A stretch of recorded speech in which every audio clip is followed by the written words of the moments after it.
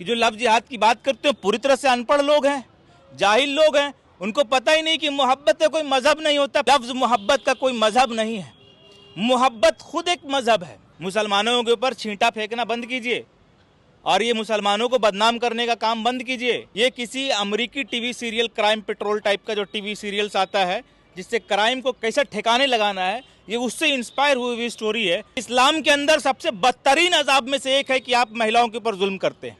इस्लाम के अंदर सबसे बदतरीन अजाब में से एक है कि आप महिलाओं पे, औरतों पे, बच्चों पे, बुजुर्गों पे और बेसहारों पे आप जुल्म करते हैं। जुल्म करना, मौत देना और अलग, उससे भी बड़ी एक कदम आगे की बात हो गई।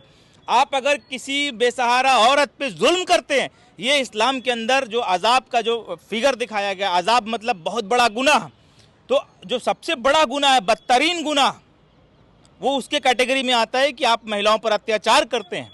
और इस्लाम ये कहता है कि अगर आप महिलाओं की इज्जत नहीं कर सकते तो आपको शादी भी नहीं करनी है। सांप्रदायिक एंगल जो देना है ना, वो तो जो सरकार में बैठे लोग हैं उनकी मजबूरी है, और सरकार के जो दलाल मीडिया है उनकी मजबूरी है। उनका दाल रोटी चल रहा है हिंदुस्तान के अंदर सांप्रदायिक दंगे भड़काकर, उनका दाल रोटी चलता है हिंदुस्तान का सांप्रदायिक सौहार्द खराब कर कर। उनको तो दिखाई देगा ना, आज आफ्ताब है तो आप सवाल खड़ा कर रहे हैं मुसलमानों के ऊपर। लिव इन में रहने वाले आफ्ताब और श्रद्धा के मामले को आप जानते होंगे कि आफ्ताब ने अपनी ही गर्लफ्रेंड को मार दिया और उसके कई टुकड़े, 30 से ज़्यादा टुकड़े करके एक एक करके वो जंगल में फेंकता था, दिल्ली के जंगलों में, और फ्रिज में रख दिया था उसको ताकि दुर्गंध ना आए और लंबे समय तक वो उसको रख सके। इस मामले की हर तरफ से निंदा हो रही है, चाहे चंद्रशेखर आज़ाद रावण हो, कहने का मतलब दलित हो, पिछड़े हो, मुस्लिम हो, हर समाज के लोग इस घटना की निंदा कर रहे हैं और आफ्ताब को जितनी कड़ी से कड़ी सज़ा दी जाए उसकी मांग कर रहे हैं। बावजूद इसके एक वर्ग वो है जो इसको सांप्रदायिक एंगल देने की कोशिश कर रहा है। तो इस मुद्दे पे बात करेंगे शाहान परवेज से कि इस मसले पर एक सांप्रदायिक एंगल दिया जा रहा है, उस पर आपका क्या कहना? आप जन अधिकार पार्टी के प्रवक्ता हैं और अल्पसंख्यक प्रकोष्ठ के कार्यकारी अध्यक्ष हैं, प्रदेश अध्यक्ष हैं। देखिए, सबसे पहली बात कि ये जो दुर्घटना हुई है इसकी जितनी निंदा होनी चाहिए वो उतनी कम है, और इसकी निंदा ही होनी चाहिए। इसके ऊपर राजनीति नहीं होना चाहिए। जिसकी जान जानी थी वो चली गई, और इसके पीछे मैं बस इतना मानता हूं कि इसको किसी जात और धर्म और मज़हब से के एंगल से बाहर निकाल कर देखना चाहिए। कि मैं मानता हूं कि इस दुनिया में बुनियादी दो तरह के लोग हैं, जो एक इंसानियत में भरोसा रखते हैं और एक हैवानियत में भरोसा रखते हैं। और ये जो मंजर है, ये जो घटना है, ये घटना को अंजाम देने वाले लोग का जो कैटेगरी है, जो समूह है, वो एक हैवानियत का समूह है। वो हैवान लोग हैं, और हैवानों का कोई मज़हब नहीं है, कोई जात नहीं है, कोई धर्म नहीं है। ये ऐसी घटना कोई भी कर सकता है। वो हिंदू हो सकता है, वो मुसलमान हो सकता है, वो सिख हो सकता है, वो ईसाई हो सकता है। और पूर्व में भी ऐसी कई घटना सामने आई है जिसमें कई एक आपके हमको याद जहाँ तक आ रहा है कि दिल्ली के कांग्रेस के एक नेता आज से कुछ साल पहले अपने ऐसी एक्स्ट्रा मैरिटल अफेयर्स में जब इन्वॉल्व थे तो उन्होंने अपने उस लड़की को, शायद नैना नाम था उनका, तो नैना को उन्होंने तंदूर में जला दिया था, काट कर उनकी बॉडी को तंदूर में जलाया था। तो उस प्रकार से आप इसको अब तब क्या बोलेंगे? वो भी हिंदू थे, वो भी हिंदू थे और वो भी हिंदू थे। तो आज यहाँ पर अगर आफ्ताब नाम आ गया तो मैं वैसे मीडिया का भरपूर क्रिटिसाइज करना चाहता हूँ, और आपके चैनल के माध्यम से मैं करता हूँ कि इसको मजहबी रंग ना देकर देखा जाए। मैं कह रहा हूँ कि बुनियादी दो तबका है, एक तबका जो इंसानियत में भरोसा रखता है और दूसरा तबका जो हैवानियत में भरोसा रखता है, जो हैवान है। यानी आप कह रहे हैं कि जब कांग्रेस के नेता सुशील शर्मा अपनी ही पत्नी नैना को जला के तंदूर में जला रहे थे और उसके भी कई टुकड़े कर दिए गए थे, तब इस तरह का माहौल नहीं बनाया गया, लेकिन नाम आफ्ताब आ गया तो उससे सांप्रदायिक। देखिए, ये बहुत देश का दुर्भाग्य है कि आज कोई भी घटना को, किसी भी घटना को आप जात और धर्म देखकर आरोपी प्रत्यारोपी को आप उसको बचाने की कोशिश करते हैं। आप ऐसे उत्तर प्रदेश में देखा, आपने ऐसा हरियाणा में देखा, साध्वी प्राची काफी एक्टिव है विश्व हिंदू आपने ऐसा मध्य प्रदेश में देखा। तो इन्हीं लोगों की वजह से सबसे पहली बात है कि अगर उसने मजहबी एंगल से किसी लड़की को मारा, एक मुसलमान लड़का, मैं 2 मिनट के लिए मानता हूं इस बात को कि अगर एक मुसलमान किसी एक हिंदू बहन को मारने पर उतारू हो गया तो उसके पीछे जो नफरत की भावना, जो नफरत की बीज बोई जा रही है, ये नफरत की बीज बोने का ये रिजल्ट हो सकता है।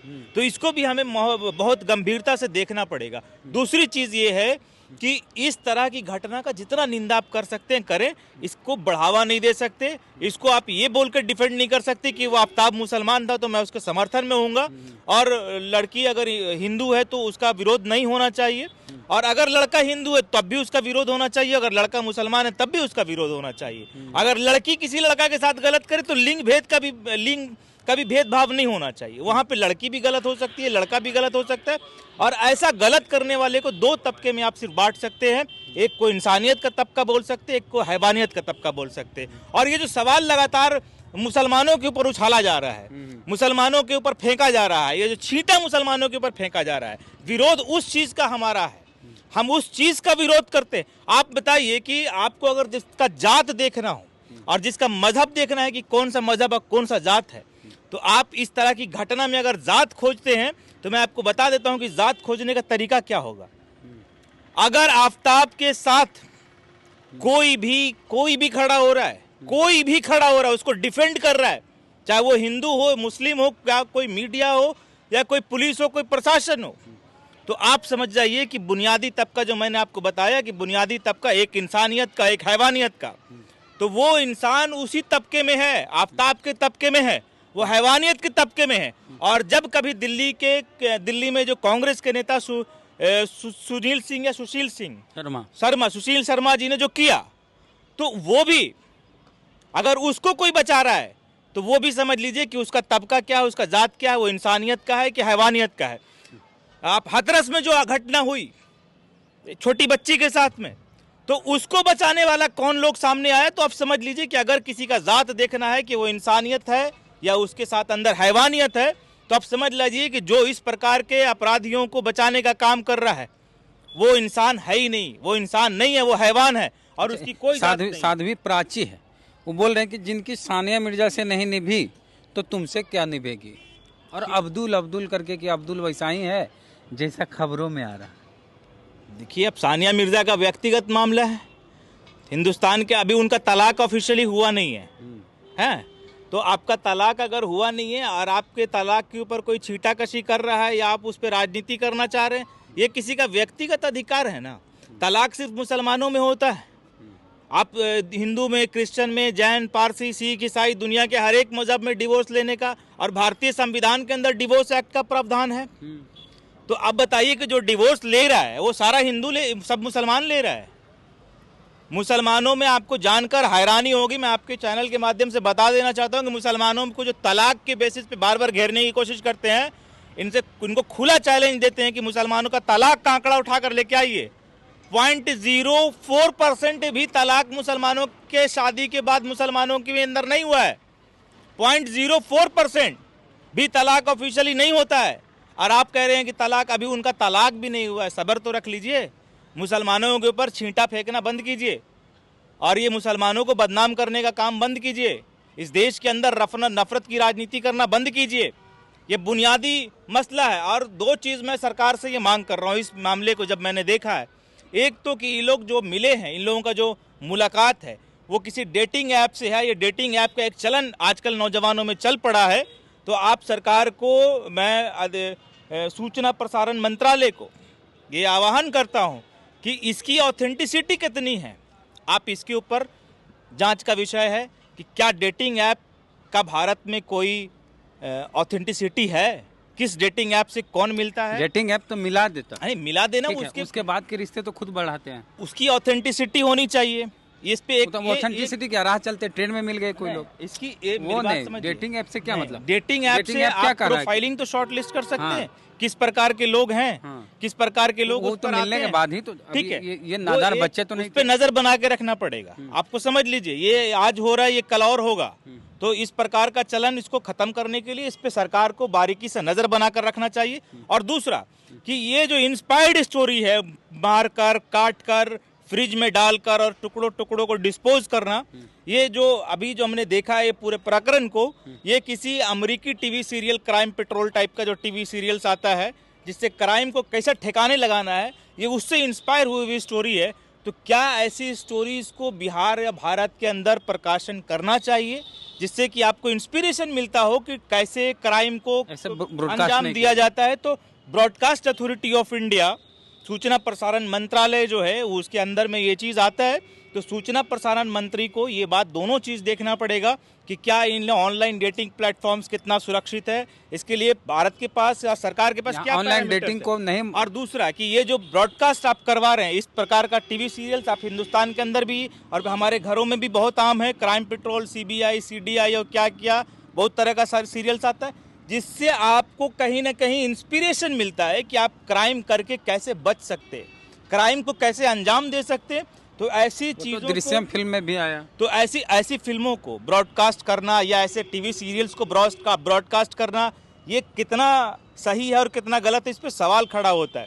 दूसरा कि मैं फिर से बोल दूं कि ये आगे ना हो, इसके लिए ऐसे ब्रॉडकास्ट पर तत्काल पाबंदी लगनी चाहिए, चाहे वो देश में हो या देश के बाहर भी हो। ऐसे ब्रॉडकास्ट हम इसी पे जो सांप्रदायिक एंगल दिया जा रहा है, देखिए सांप्रदायिक एंगल जो देना है ना, वो तो जो सरकार में बैठे लोग हैं उनकी मजबूरी है, और सरकार के जो दलाल मीडिया उनकी मजबूरी है। उनका दाल रोटी चल रहा है हिंदुस्तान के अंदर सांप्रदायिक दंगे भड़काकर, उनका दाल रोटी चलता है हिंदुस्तान का सांप्रदायिक सौहार्द खराब कर। उनको तो दिखाई देगा ना, आज आफ्ताब है तो आप सवाल खड़ा कर रहे हैं मुसलमानों के ऊपर। मैंने कहा कि अगर आप इस्लाम धर्म के सवाल खड़ा कर रहे हैं, मैं इस्लामिक एंगल इसको देके बताता हूँ कि इस्लाम के अंदर सबसे बदतरीन अजाब में से एक है कि आप महिलाओं के ऊपर जुल्म करते हैं। इस्लाम के अंदर सबसे बदतरीन अजाब में से एक है कि आप महिलाओं पे, औरतों पे, बच्चों पे, बुजुर्गों पे और बेसहारों पे आप जुल्म करते हैं। जुल्म करना, मौत देना और अलग, उससे भी बड़ी एक कदम आगे की बात हो गई। आप अगर किसी बेसहारा औरत पे जुल्म करते हैं, ये इस्लाम के अंदर जो अजाब का जो फिगर दिखाया गया, अजाब मतलब बहुत बड़ा गुनाह, तो जो सबसे बड़ा गुनाह है, बदतरीन गुनाह, वो उसके कैटेगरी में आता है कि आप महिलाओं पर अत्याचार करते हैं। और इस्लाम ये कहता है कि अगर आप महिलाओं की इज्जत नहीं कर सकते तो आपको शादी भी नहीं करनी है। आप उसको लव जिहाद का एंगल दिया गया। आप देखिए भैया, लव जिहाद कुछ होता ही नहीं। मैंने कहा है लव जिहाद के मामले में कई बार कि जो लव जिहाद की बात करते हो पूरी तरह से अनपढ़ लोग हैं, जाहिल लोग हैं, उनको पता ही नहीं कि मोहब्बत का कोई मजहब नहीं होता। पहले आप कितने शायर को पढ़ेंगे, आप कितने लेखक को पढ़ेंगे, आप बहुत बड़े बड़े सूफी कलाकार को जब पढ़ेंगे, जब उनके कलमों से लिखा गया, जब उनकी कलम को देखेंगे आप, तो उसमें साफ दिखाई देगा कि लफ्ज़ मोहब्बत का कोई मजहब नहीं है। मोहब्बत खुद एक मजहब है, मोहब्बत खुद एक मजहब है। तो लफ्ज़ मोहब्बत को आप मजहब में नहीं तकसीम कर सकते, बांट नहीं सकते, ठीक है।